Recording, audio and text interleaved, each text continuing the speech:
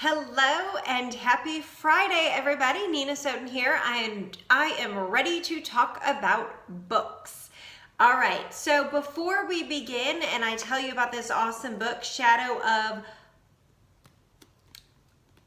Okeaous, I'm not sure that I am saying that correctly. Be the Light. This is the first book in the Fallen trilogy. This is book one of the Fallen trilogy. Not sure I said that title right, but before we get into the book, please click subscribe up above. It's up there in one of the corners. And share this video with your friends if you have friends who are book lovers. Okay, so let's jump in. Again, this is the first book in the Fallen trilogy. It is by W.M. Martin. I'm very excited about this book because I got to meet the author. And as an author myself, I really enjoy meeting other authors, talking to other authors, and finding out what their process was and how they came up with their stories. And this one in particular was very exciting. Sorry, I needed my coffee. So, let's start with his process. So I got to meet him at an author event, and I got to talk with him and his wife and his children, his daughters, and he does story time with his kids every evening. And through the process of making up stories at bedtime, the premise of this story was created. And every night they would tell a little bit more about the story, and then he would go and he would type it all up. So together, him and his daughters created this story. Now, fantasy, this is a fantasy book, is not typically my genre. I don't read in fantasy very often, which is odd. I mean, I write urban fantasy, but that is more here on Earth, just with altered, preternatural creatures, werewolves and vampires and shapeshifters and witches and fae. That's what I write. This is true fantasy, otherworldly. All right, so not typically a book that I would have picked up, but again, because I got to meet the author, I absolutely was excited about reading this. It did take me a little bit longer to read than a typical book just because it isn't the genre I would typically read. But writing was awesome. Before I jump into the book and the review, let me just go ahead and read the back of the book for you, okay? So you have a little idea of what it's like. So when a teenage runaway named Maggie Bennett is drawn to a small but odd town of Thieves, she is unaware of what adventure awaits her. Maggie must journey to a world beyond the one she knows to undertake the trials and train to become a guardian. All while an ancient and malefic presence is secretly haunting her every step. And it desires, more than anything, that which it once held. That which it once held. Journey along with Maggie as she learns about the world of the Veil, her place within it, and the fallen hordes who want to watch it burn. Okay, let's talk. This book, again, was fantasy, so not my typical.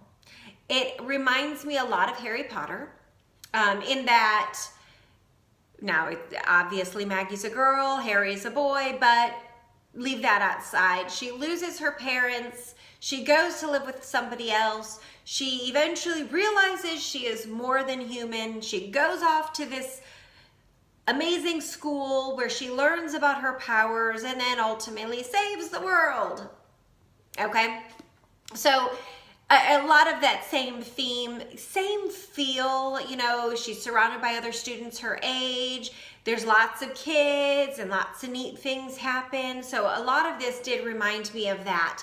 I love the way he got to the story through his children. I love his writing style was pretty good, pretty fast paced. There were some moments where it kind of dragged on, but again, that may just be my not really being in love with the fantasy genre. But it definitely was a great story for kids. I think that the theme and the storyline wasn't that complicated, so younger readers would enjoy it as well. Definitely readers of all ages would enjoy this book. The vocabulary may be a little bit hard for some of those younger readers. There were a few words that I was like, what does that mean? And I ended up looking them up. So definitely that may have an effect on younger readers, but it'd be a great one for reading to younger readers if it's not within their vocabulary. It is a self-published novel, which I am a huge supporter as an indie author. I am a huge supporter of other indie authors. I love reading books from new authors. And I do believe this is his first book. His second book in the series is coming out soon. But as a indie book, as a self-published book, there are some editing issues, there are some typos, and there are some formatting issues. But again, as an indie author myself, I know how hard it is to go from concept to published book when you are doing everything and hiring your editor and your formatter and your cover artist, and you have to do it all. And you don't have a big publishing house behind you. That can be very hard. It is a full-time job trying to get a book, especially one as massive as this, to publish. So I commend him for the hard work. And yes, there are some errors, there are some editing and formatting typo stuff, but it is not even remotely close to enough to make you want to put the book down and stop reading. All right, let's see, story. I told you a little bit about the story, read the back to you. It reminds me a lot of the Harry Potter type books.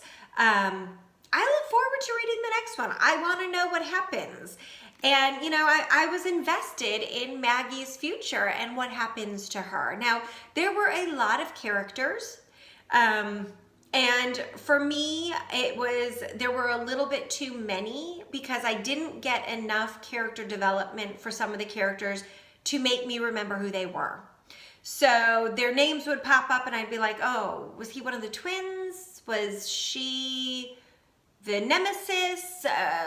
Was she a student or a teacher? And so for me, there was a few too many characters to really get invested in all of them. But definitely there are the few that are your leads. You've got Maggie and her, and Elliot, which I'm not going to get into what they are, but kind of like a spirit animal, I guess you would say. But so there's Maggie, there's Elliot, there's Nancy, who is the one that took Maggie in when her parents died and kind of helped to guide her. I mean, she was old enough to live on her own, but helped to guide her, gave her a place to live. And then there's Lucy, which is the nemesis. It's her like polar opposite, but also a guardian. There's Alice. And so there are definitely a number of characters that you do remember, that you get close enough to care for and to care what happens to. But then there are a number that just kind of their names keep getting repeated, but we don't learn enough about them to care about them. I'm hoping that in later books, we do learn more about those characters.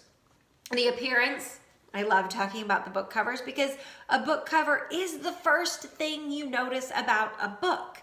You know, if you don't like the cover, you're not going to pick it up and read the back of the book. If you don't like the back of the book, you're not going to buy it and you're not going to read the book.